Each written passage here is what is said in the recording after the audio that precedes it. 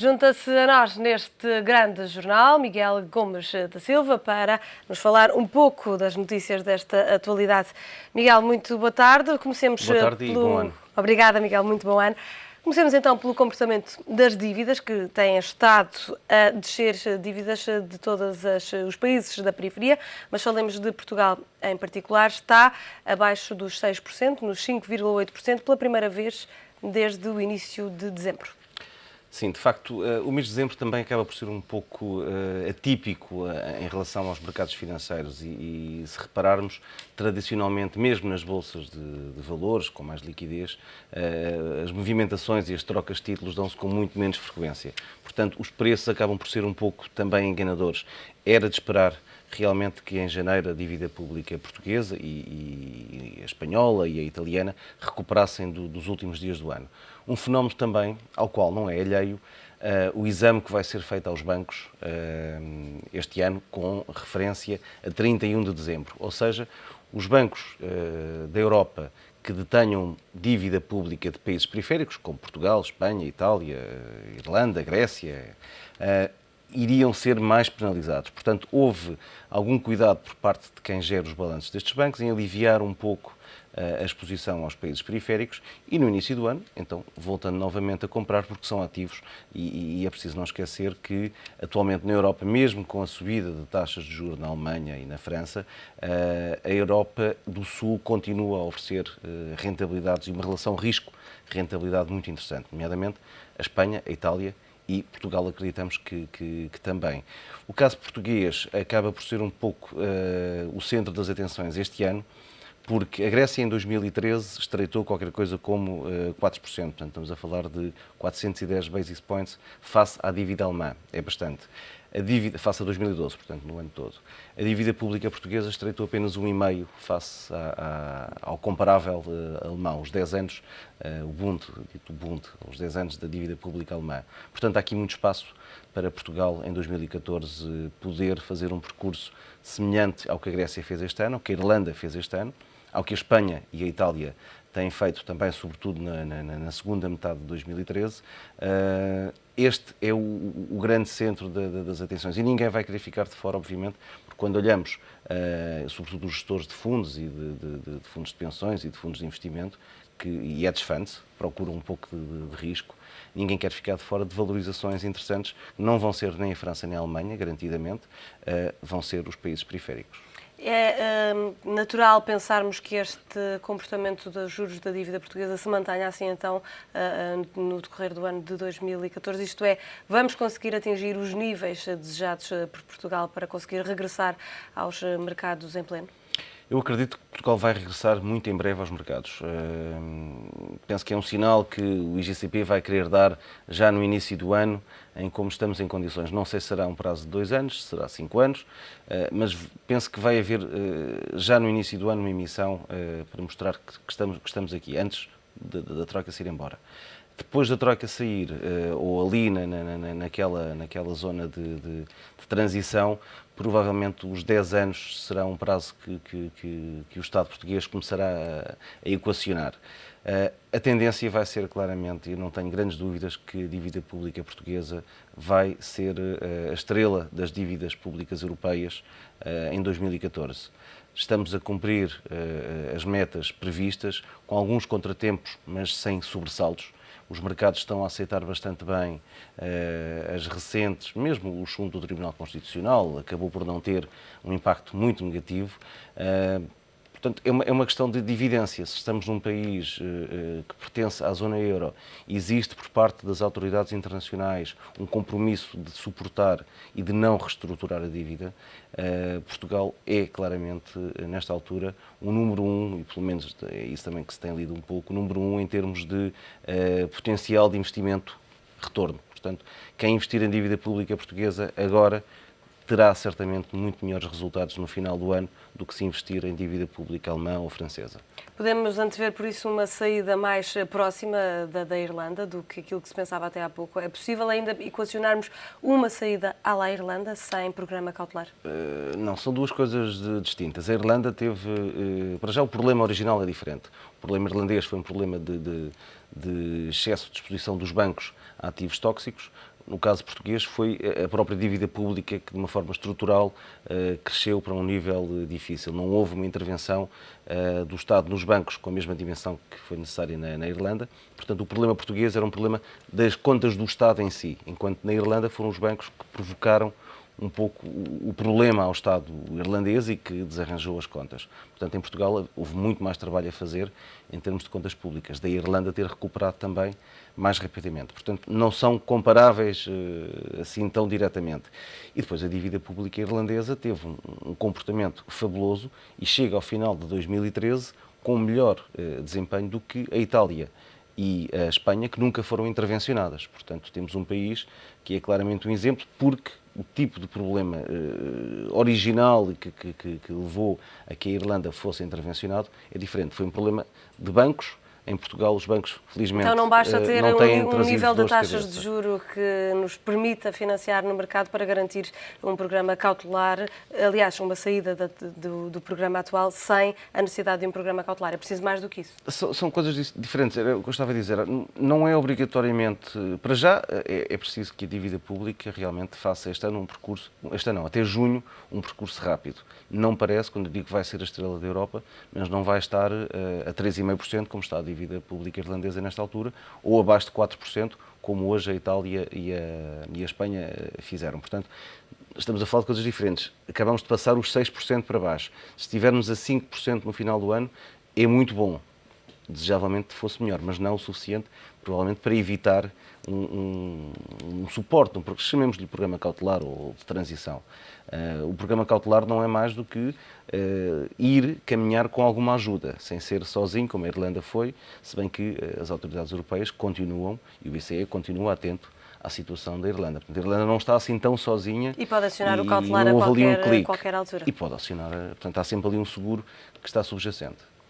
Miguel, expectativas para os 6 meses que faltam até à Troika sair de Portugal? Em termos de dívida pública, não tenho grandes dúvidas que vamos fazer um caminho de estreitamento, portanto, de redução das taxas de juro em toda a curva, sobretudo face à Alemanha. Portanto, não só vamos reduzir as taxas de juro das obrigações a 2, 5 e 10 anos, como vamos também reduzir o que nos separa da Alemanha, e que nos separa da Espanha. Portanto, vai haver aqui um fenómeno duplamente positivo em Portugal, redução de taxas e redução de taxas contra os seus comparáveis, porque não é a mesma coisa. Muitas vezes, e o que nós tivemos este ano foi a Alemanha e a França com taxas mais altas, portanto, devido à expectativa de subida de taxas de juros futura e de inflação também, incorporado nas dívidas públicas. Portanto, tivemos a Alemanha e a França a fazer um caminho já de subida de yields nos 10 anos e Portugal a estreitar, tal como os outros periféricos.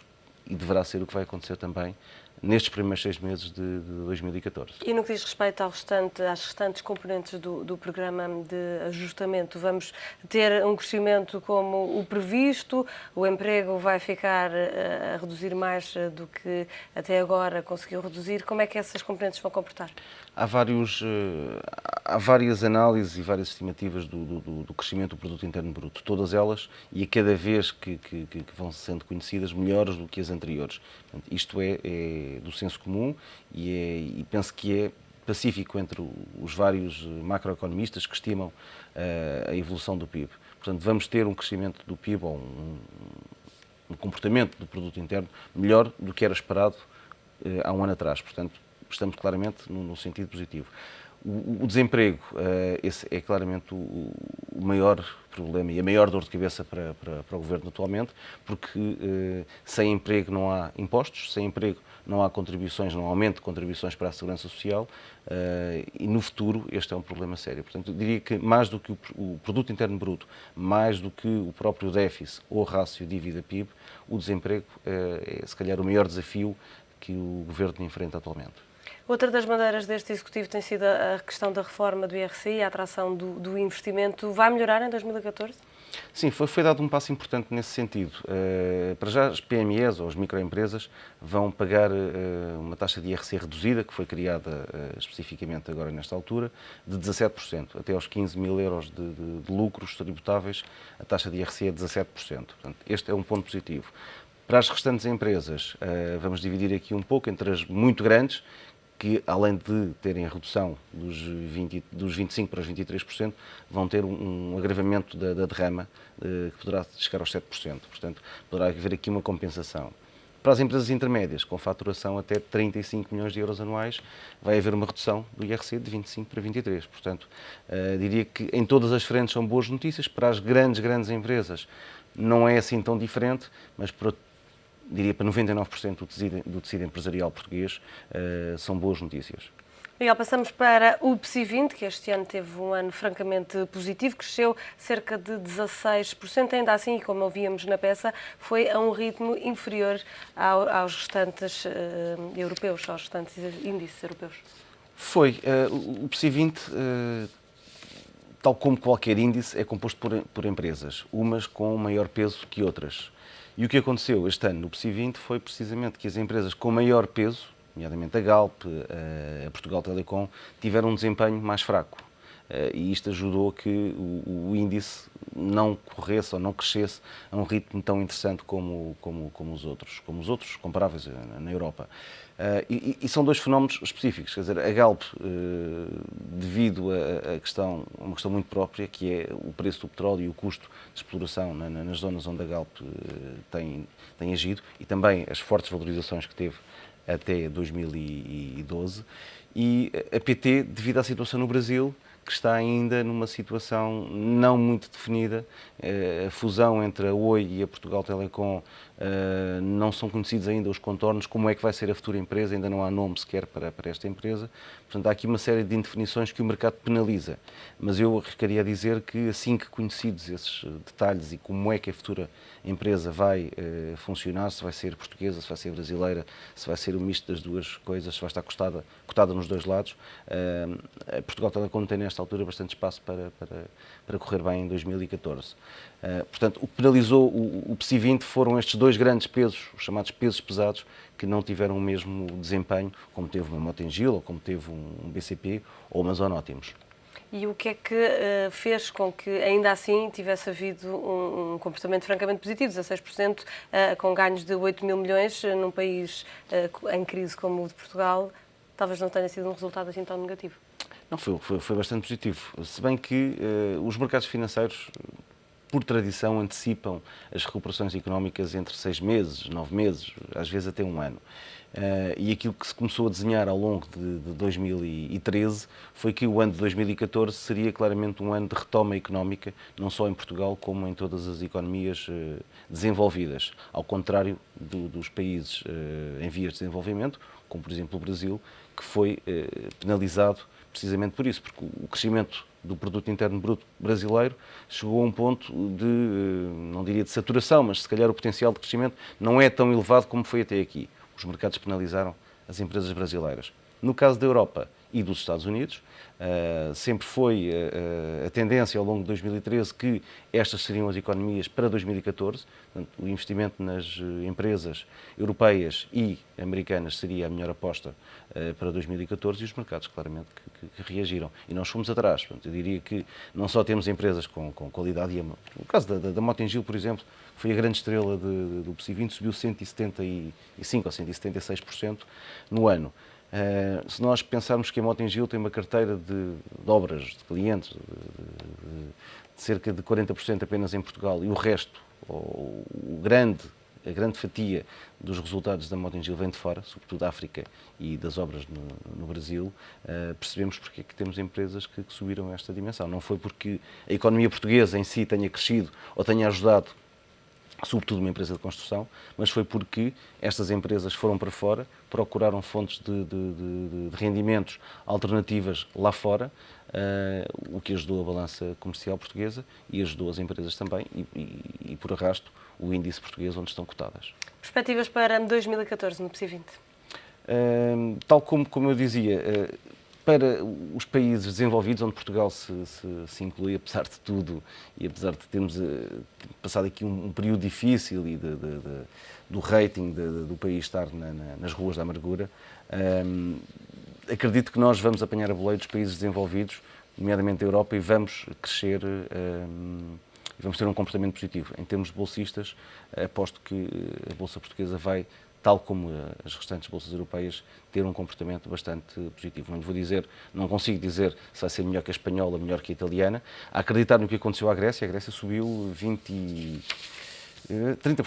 A Grécia subiu em 2013 30%. O potencial de crescimento em Portugal também é grande. O potencial de crescimento em Portugal também é grande. Não é fazer a comparação com a Grécia, mas nós pensarmos que provavelmente este ano deveríamos ter crescido 20 e tal por cento, 25 se calhar seria o normal, temos muito espaço ainda para poder acompanhar e para poder dar, acho que, boas notícias aos investidores das ações portuguesas. Miguel, temos um último tema, o negócio Fiat Chrysler, um negócio que muitos analistas acreditam é mais positivo para a Fiat, que precisa mais da Chrysler do que propriamente a Chrysler a precisar da Fiat. Antes de mais, é preciso referir que a Chrysler entrou num processo de falência em 2009. Teve que ser ajudado pelo Estado americano. Portanto, nos Estados Unidos também há necessidade das empresas serem salvas pelos Estados, não é só em Portugal nem na Europa. E foi precisamente em 2009 que a Chrysler foi salva. A Fiat tinha já uma participação de 50 e tal por cento, não tenho agora de cabeça o número, portanto tinha a maioria já do capital da Chrysler. Faltava estes 41,5%. Porquê? Porque se não houvesse entendimento entre a Veba, que é quem tinha estes 41,5%, e a Fiat, era necessário lançar uma oferta pública de venda, o que seria prejudicial para a Fiat. A Fiat com isto consegue o quê? Muito resumidamente. Para já consegue controlar o mercado americano de jipes e de todo o terrenos, que é um mercado que tem crescido bastante nos últimos tempos nos Estados Unidos. Portanto, consegue estar lá dentro e consegue dominar isto. Consegue, com estes 41,5%, finalmente poder unir tecnologias que não podia fazer até aqui. Tínhamos a Chrysler para um lado, a Fiat para o outro. As sinergias que poderiam advir da união, da fusão das duas empresas, não estavam a ser, nem de longe nem de perto, aproveitadas. Portanto, para a Fiat é ótimo. E, ao mesmo tempo, consegue aumentar a exposição ao mercado que mais vai crescer em 2014. Os Estados Unidos apontam-se para um crescimento de 2,8%, muito acima do que a Itália ou do que a Europa vai subir. Portanto, para a Fiat são excelentes notícias. Vai ter, com isto, vai aumentar com isto a fatia dos resultados que vão vir dos Estados Unidos num segmento de mercado que tem tido uma performance, e também nos caminhões e nos jipes. Portanto, tudo o que é... porque a Chrysler não é só aqueles carros giros e descapotáveis engraçados que às vezes vemos. É também veículos mais agressivos e mais arrojados que têm vendas, inclusive em países africanos, onde o comércio automóvel tem crescido também com números de 2 dígitos. E isto para a Fiat vai acabar por beneficiar com isto. Portanto, é claramente um excelente negócio para a Fiat. Miguel, muito obrigada pela participação aqui neste grande jornal e um ótimo 2014. Obrigado, igualmente.